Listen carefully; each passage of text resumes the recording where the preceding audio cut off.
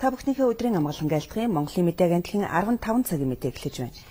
Эрдэнэт хотоос 60 км-ийн зайтай орших Булган аймаг хөгжлөөрөө хоцрогдож байна гэж орон нутгийнх нь ярьж байна. 58 мянган хүн амтай туссан аймагт ажлын байр муу, үйлдвэрлэл үйлчилгээ сул хөгжсөн байна.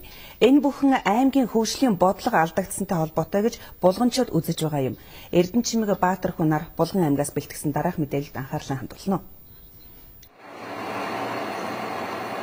Булган аймаг бол зах зээл их муутай яг ингээд хатаа бид энэ ард ширээ аваад явж тэгээд төв засгийн дэлгүүд хэлэхэд ерөөсөө нэг жоохон олдсон мөнгөө нэг ингэж нэг хоёрын хооронд үрэн тараа хийж малчилтаас нэг хийн ноосноолонд өгж байгаа одоо биднээс байр оронгүй одоо ийм улсад тэр тараах мөнгөө тараахгүйгээр ичнэн тэр мөнгөөр нэг орон сууц өрөөд энэ орон сууцчууд Улаанбаатар энд хөөрөгдөд өснөө өндөр үнэтэй болж байгаад тэр мөнгөөрөө биднээс орон сууц өрөөд нэг сая төгрөгөөс болох капиталын өгжээвэл энэ төл засгийн одоо улсууд минь одоо энийг нэг жоохон анхаарч байгаас ахмад хүн ажлын байр гарч байна. Миний хувьд бол одоо ажлын байрыг бол ажлын байр 40 хэм хүний нээлээ. За нэг 5 6 хүний ажиллаар хангалаа.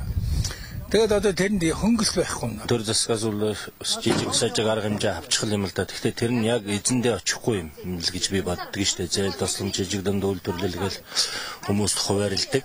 Тэгэл тэр нь дандаа нөгөө удирдлагын хэмжээнд ахтуу амраг садан найз нөхдийн гараар ороод ингээл алга болчдөг. Яг одоо хэрэгцээтэй манютын баруун зүрхээрээ зүтгэж байгаа хүмүүст бол тэр зээл тосламжлан тэр болгоо ирдэггүй. Өмнөөс цааш ажилгүй ста дархуулсан залуучууд их байна, ажилгүй залуучууд их байна. Ажлын байр байхгүй. Тийм биш үү? Нас заацсан тэгэл ажил олдохгүй. Үнэхээр одоо ард түмний амьдрал хэцүү байна шүү дээ. За энэ жилээс орон нутгийн санхүүгийн эрх мэдэл дээшилж байгаа аймаг сумд өөрсдөө төсвөө захиран зарцуулах юм а. Орон нутагт хөрөнгө оруулалтын хэмжээ өссөн учраас Булган аймгийнхны хувьд хөгжлийг хэр өргөн харж бодлого гаргах вэ гэдгээс олон зүйл нь шалтгааллах юм.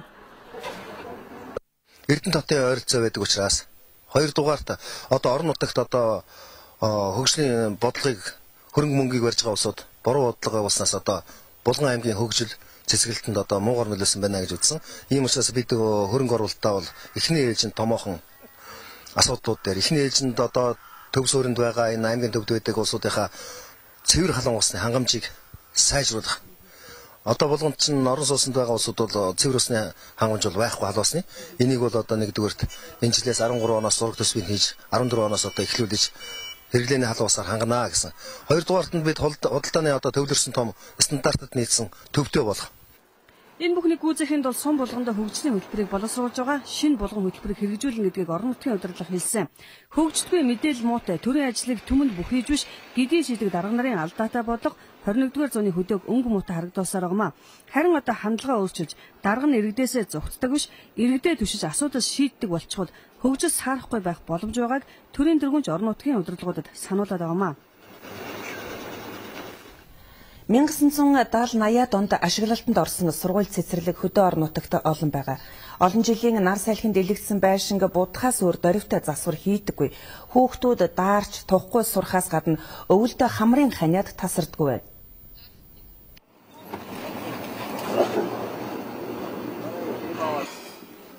Хайрхан сумын цэцэрлэг анх 1985 онд 50 хүүхдийн хүчин чадалтай ашиглалтанд орсон. Гэхдээ өнөөдрийн хүртэл урсгал засвар нэрээр ганц нэг бодог төрхснөөс өөр дөрвтэй засвар хийгдэг байна. Үйлдэл дулаан алдарт ихтэй дээрээс нь цас борооны ус гоожлог өнөөдөр хүчин чадлаас 2 дахин их ачааллыг хүлээн авч байна. Ерөөсөө улсын одоо хөрөнгө оруулалтаар их засвар огт хийгдээгүй.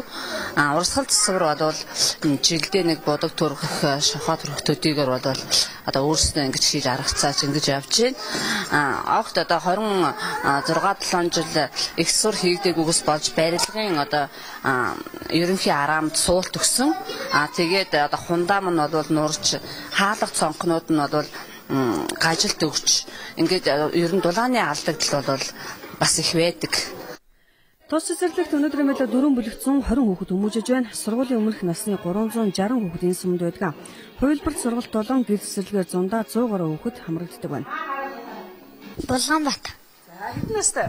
5. 5 настай. Энийг ямар мэргэжилтэй болох вэ? Цагтаа.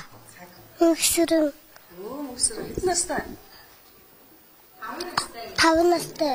За, хамлаад ямар хүн болох вэ? Ямар мэргэжилтэй болох вэ? Эмч болох уу? Яагаад эмч болох юм бэ нөхөө? Эмч хүн гоё юу? Яадаг үлээ эмч хүн? Эмчилдэг. Оо, мондөг хүн болох юм биш. Миний өвөө юм лээ. Самжуу Барилга.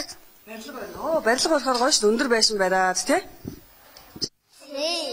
Ногоон гацуурхаа дундаа өрсөө ногоорноо цэнгэлтэй хотод маа цэвраа бэлгэлээ гацуурхан гацуурхаа ганган ногоон гацуурхаа. Хайрхан сум ганцхан цэцэрлэгтээ 4100 хүн амтай сумын хэмжээнд бага насны хүүхдийн 61% нь сургуулийн өмнөх боловсролд хамрагддаг байна. Ядаж шинээр цэцэрлэг барьж дийлэхгүй ч гэсэн энэ байгаа цэцэрлэгээ их засварт оруулмаар байна гэдгийг багш нар нь бидэд хэлж байсан юм а.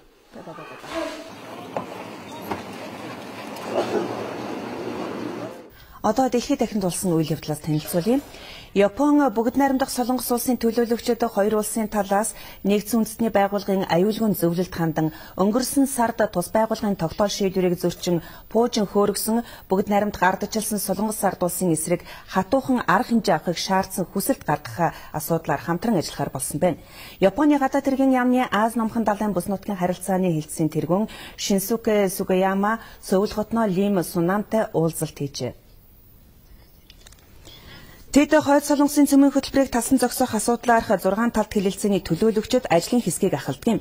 Энэ удаагийн уулзалтаар хоёр талын төлөөлөгчид нэгдсэн үндэсний байгууллагын аюулгүй зөвлөл өнгөрсөн сард болсон үйл явдалд тохирсон хариуцлагын арга хэмжээг нэн даруй авч хэрэгжүүлэх ёстой гэсэн байр суурин дээр нэгдэж тус улсын эсрэг шинэ хориг арга хэмжээг авч хэрэгжүүлэх асуудлаар дэлхийн бусад улстай харилцан хамтран ажиллах гарцыг бий болгоход хамтрахаар болжээ.